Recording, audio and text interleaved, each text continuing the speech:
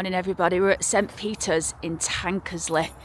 Now, for those of you that saw the video that I did midweek when I said I went to an isolated, well, remote church, this is it. We're going to have a look round the graveyard today, but we're going to start with this lynch gate. Look at this. So this lynch gate was erected by the joiners in recognition, I reckon that's parishioners actually, in recognition of Canon Magnorton's devoted service, rector for 32 years. And it was erected, 1920. What do you reckon them keys are for, Si? Don't know, but you see it a lot, don't you? Cross keys. Yeah. Doesn't it? It must, It's called cross keys. Yeah. And look at this old gate, everyone. Watch this. Isn't that lovely? Ooh. And we've got this, it's a pulpit, isn't it? No, it's not. I reckon this actually is, years ago, I reckon they brought the horses up here and got on them, don't you? Of course it is. I had a look at that over the other day, everyone. You can't see anything on it. It's like some form of sundial. In fact, I think it is. You get the horses here, get the steps up there onto the back. That's it, yeah. Right, so we've got some fabulous graves that we can show you today. This is the church. It's very, very, very old. Unfortunately, we're not going to get in. It is still used, this church. Look at that roof, everyone. What's that made out of, Si? Is it stone? It'll be Yorkshire stone, that, yeah. Look at that, everyone. Dead thick. Wow. Right, let's start then. Well, let's start by looking here. Look at that old pot there. That would have had holy water in, or does have holy water. I wonder if they use this door actually. You've got these old carvings. It says here. Right, this is information on this porch. This porch was originally built between 1460 and 1500. It was repaired and reconstructed in 1726. In 1881, access into the church was altered when the west door and tower was blocked up. You can see evidence of where the door was from the outside. Don't know where there's. The lovely porch gates were designed by Sir Edwin Letions of 1901. The wood carving of St Peter was done by Stephen Franklin, a local craftsman. Where's that? St Peter. Oh, over there. Look, everyone. Oh, there's an inscription there on the wall. Let's have a look. The stones with incised crosses and word blades now built into the walls are probably 12th or 13th century.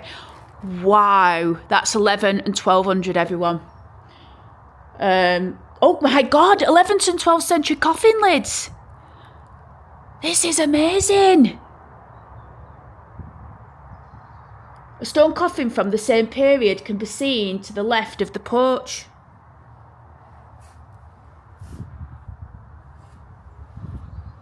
Where?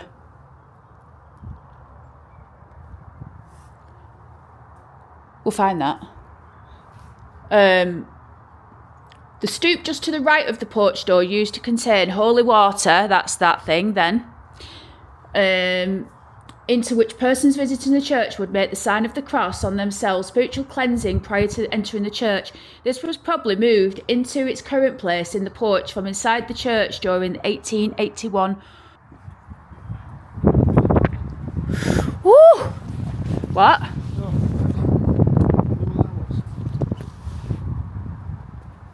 I wonder if that was the stone coffin then. You know what? I bet it is. I bet this is it, everyone.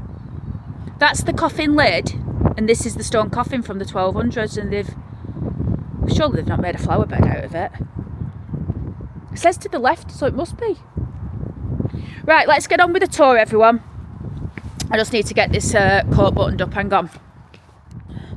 This is where them two ghosts were sat, everybody. So me and my mum came the other day. They were sat here looking out at the view. We'll have a look at this fabulous view. Let's have a look at these gates first though. Presented by Alfred and Edith Ward in 2001, excuse me. Oh, look at that old door there. That's the one they've blocked up. Presented by Tankersley Women's Institute, 1915 to 1965. Look at that. This one has lasted a lot longer than that one. Oh, look at this. M.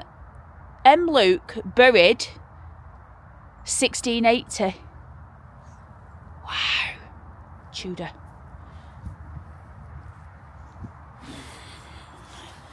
So, there's a big coffin round here that I'm going to start with. Big coffin, big grave site. And it looks like, first of all, I thought it was like a guard of remembrance, but actually I'm wondering if they're all family. This must be like a family tradition now. So there we've got the main grave, or the main person that went in was George Chambers of High Green House. So High Green is still standing today. It's a beautiful old house. I'll put a picture so you can have a look at it. We're not going to visit it because I'm not going down that end today. But we will do at some point. But yeah, he was a pit owner. And he was also a farmer of 150 acres. Massive. But look at this. His son Benjamin's in there. His wife Sarah's gone in. Georgiana the daughter. Sarah Hannah the daughter. But then look, everyone. All of these chambers. And some that haven't got the surname Chambers, but obviously must have come from the same. All buried here. All fenced off. I think it's absolutely gorgeous, that. Simon, what do you think of this graveyard? This is the oldest person I've ever seen. It's exceptional. She was 105 years. She was born 1807, so she was born over 300 years. She died 1807. She died at 105 years old. That is amazing. Wow. 1702. 300, over 300 years ago. Anne, the wife, right, we're going to have to do some research on Anne. Anne, the wife of Joseph Yardley, Yeardley, of Sheffield Park, who died December the 25th, Christmas Day, 1807, age 105. Also Rachel, wife of Thomas Yardley, late of Longley in the parish, who died 1841. She was 92. Bloody Dora.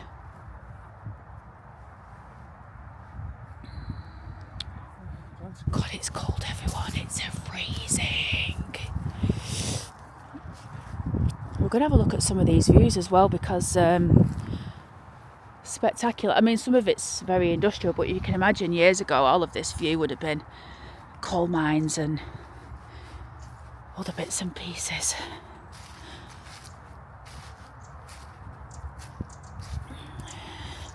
Look at the ground, everybody.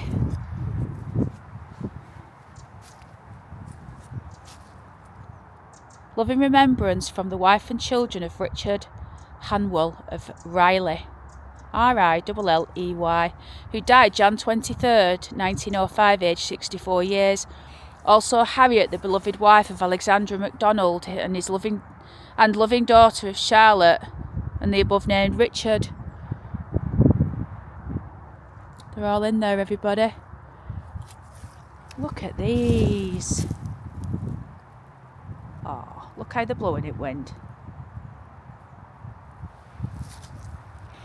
English graveyards, everybody. Well, British graveyards are fabulous. You know, anywhere you go, England, Ireland, Scotland, Wales, they've just got some stunners. And you know what? America's a good place for graves. You know, the old ones that they've got. This is Horace. The beloved son of Mary Elizabeth Golding, of George and Mary Elizabeth Golding of Piley. 1908, he was 18 years.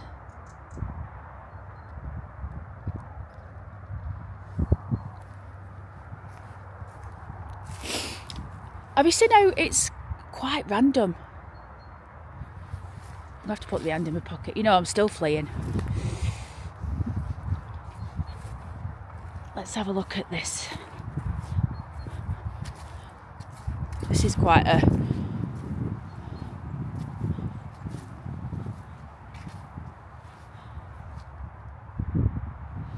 In loving memory of Charles Allott, who entered into rest August 8th, 1897. I think he was 68. It's difficult to read some of these graves sometimes because of light and stuff. We've got Agnes, she died in 1900. I think she was 64, Agnes Allott. I think it might just be them two, you know. Yeah, just them two. Must be man and wife then. This stone is leaning a little bit, but it ain't going anywhere, is it? The Masonic symbol there, everybody. Whitley, the dearly beloved husband of Isabel Popplewell, born October 2nd, 1860, died October 1st, 1917. Also Isabel. So they're both in there, everybody.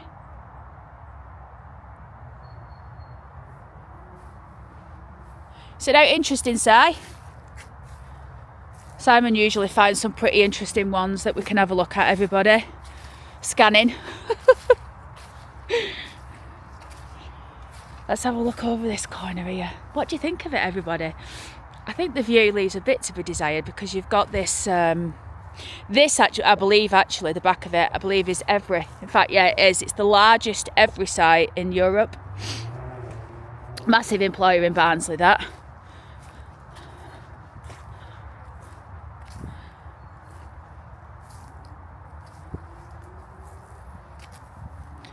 I like this grave. In loving memory of our dear parents, Edward Shaw, died September 2nd, 1948, aged 65, and also Lucy Shaw, she died aged 86 in 1966.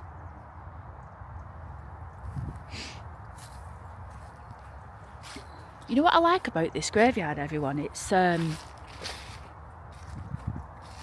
just be a really nice... I can understand why them people came. I don't think they were ghosts. I don't know, maybe they were. But I can understand them wanting to be here because it is absolutely gorgeous. I think in the summertime, it'd be unbelievable. You notice most of the graves are pointing that way. Normally goes to... Yeah. And these over there are slanted that way. Yeah, and it's funny because if you look at them, you're right, you're absolutely right. And if you look at them over there, they're pointing the other way. So, what significance? It's like there's no specific... It's random, isn't it? Well, like I said, most of them are pointing whatever.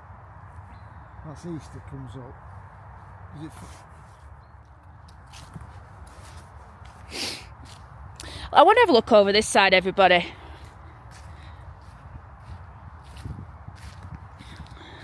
My instinct is telling me that over this side we're going to see some very old graves, which is always a double-edged sword for me because the older they get, the more difficult it becomes for me to sort of find out who these people were. But this is Elizabeth, the wife of William Johnson of Warncliffe Silkstone Colliery, who after many months of suffering patiently departed this life in faith and love of Jesus Christ, December 31st, 1881, age 59. The resting place of a traveller on her road to Jerusalem. Also, William Johnson, he departed this life 1893, who faithfully discharged the duties and responsibilities of responsible station under the Warncliffe Silkstone Colliery Company for more than 30 years, earning the respect and regard of all who knew him. They shall be mine, said the Lord of hosts, in that day when I number up my jewels. Never heard of that before. So he was responsible, was stationed under the Silkstone Colliery for more than Wonder what he did. We'll find out what he did, because I don't think that's clear as what he did. He did work for the colliery, obviously, but...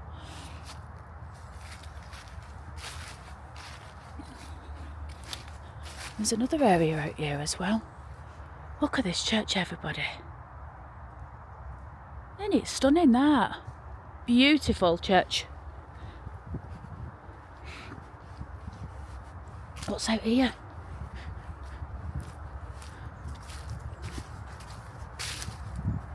More graves. There's something down here.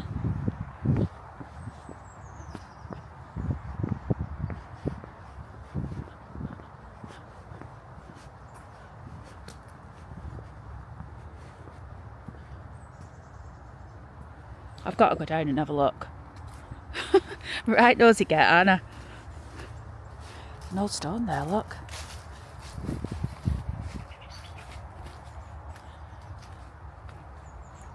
It's like a seating area.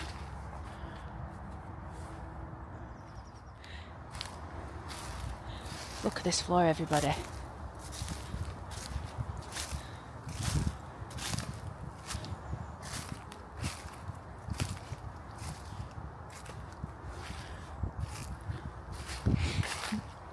Here's one I want to have a look at.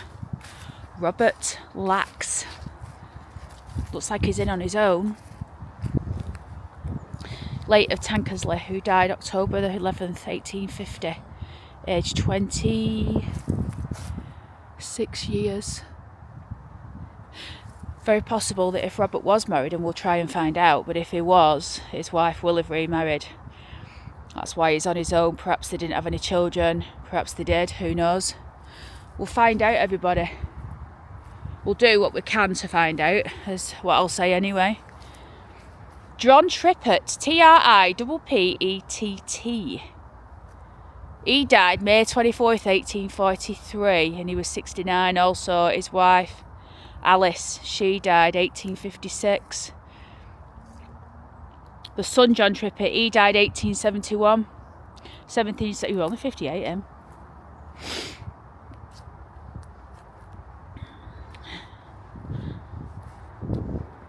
This view, everybody, I think is the better view. You've just got the farmland. You know, I have just wondered. I wonder if this was Mr. Chambers' farmland. You know, the fellow I mentioned at the beginning with the 150 acres. I wonder if this was his land at one point. I probably won't have that answer for you to when this video comes out. Maybe someone knows and can let me know in the comments. Robert Carr of Piley, who died August 6, 1856, aged 79. Also Eliza, daughter of the above, she died 1816. Wow. Mary, his wife, she died 1867, age 89.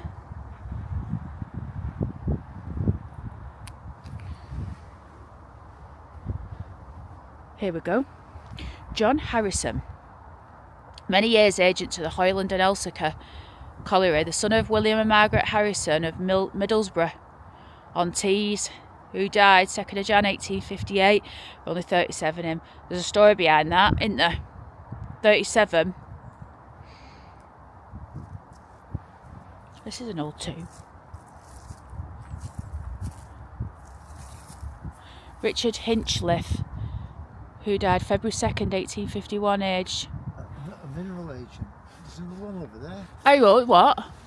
He was a mineral agent. How old are you? 20? At the Tankersley mines. To Messrs Walker.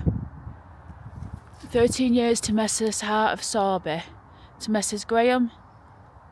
21 years. And to Assistant Agent to the Right Honourable Carl Fitzwilliam. 18 years. And filled his various engagements with great punctuality and attention. Ah. Also Elizabeth, his wife. Can't see the year. Can you see the year she died? 1809, is it?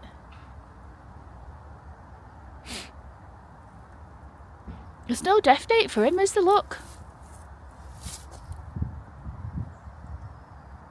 That's odd.